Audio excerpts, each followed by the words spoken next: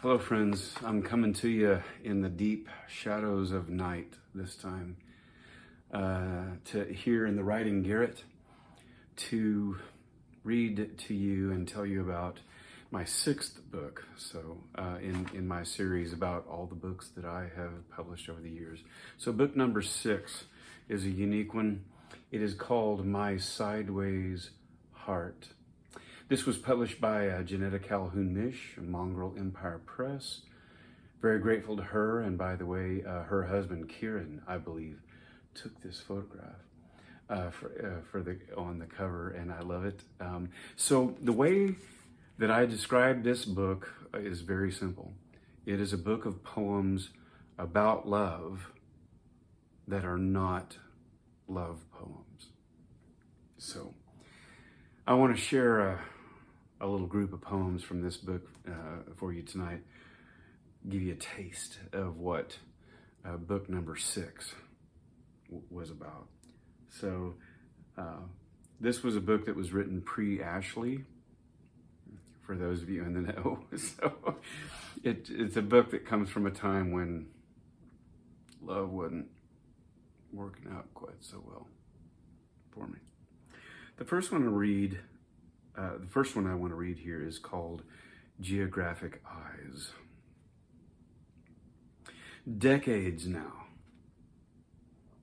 I've been in love with those armor-piercing green eyes on the cover of National Geographic, like the quickening stare that freezes an Afghan snow leopard the second it's caught you in the crosshairs. I wonder what the girl looks like now. Has she lost that fabulously tattered, burnt sienna head covering that framed the bold and questioning torsion of her upper body in flawless folds? Maybe her chocolate hair, a frame within the frame, is beginning to gray like mine. And I fear politics may have etched rugged lines into the perfection of her mocha skin, with the exception of a barely visible birthmark or trace of some past tragedy that rests softly on the bridge of her nose. Those eyebrows, tempered daggers, slice through prejudice and ignorance in an unspoken decree, with a dangling thread of hair down her forehead as an exclamation point. Lips, small and red with youth, imprinted with tiny creek beds not yet eroded by the grief of a desolate, overly religious land. Yet all her features still pale before the blazing shadows of those eyes. Those green eyes turned toward me that defy my grasp on letters and words.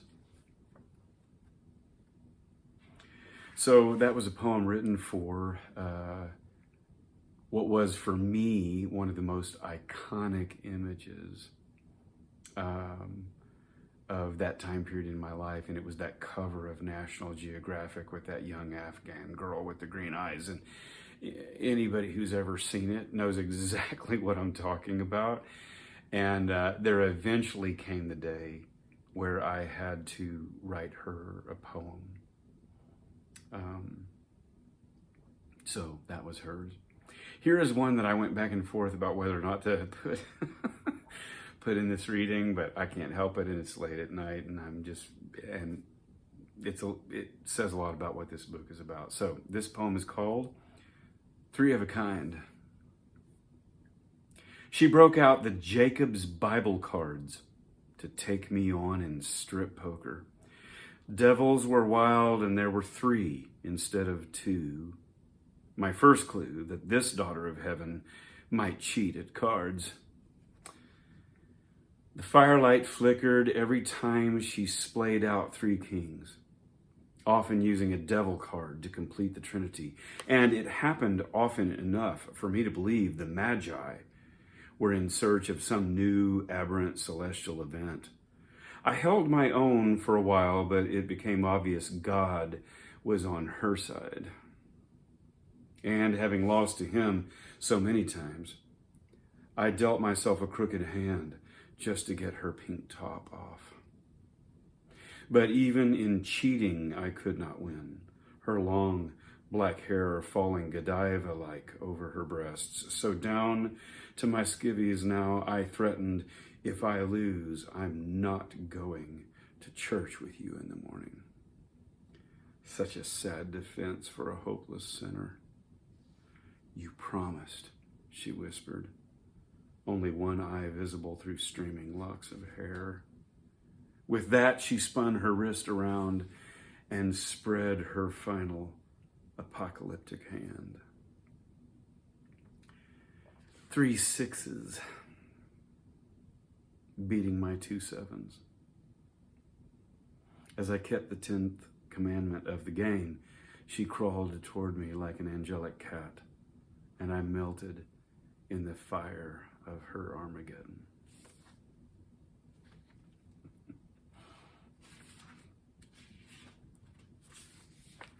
All right. Whew, there you have it. Okay, so this is one of the more read poems that I did throughout the years from this book. It's a very, very short little poem called Little Jerusalems. Has all my education, scrutiny, and cynicism come to this lamentation? O God, forgive us. Please grant us healing. We cry out for peace, not only for the peace of Jerusalem, but all the little Jerusalems of our hearts. Their walls tumbling down all over again, crumbling stone by stone, pushing down the dead, dusty layers of past cataclysms.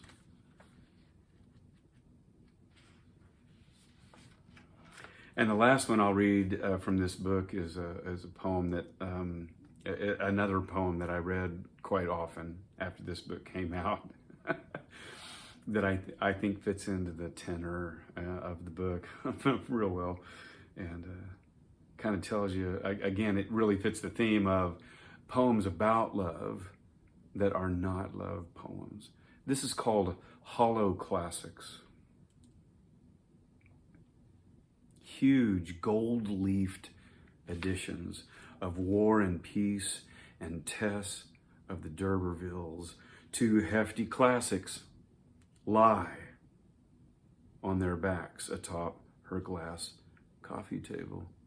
Only they are hollow, made of wood with hinges, so the front covers lift up. She neatly stores all the remote controls there inside them. And some metaphors are just the simple gifts they appear to be.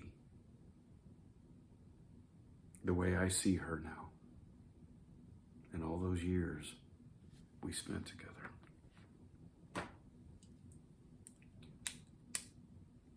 Okay.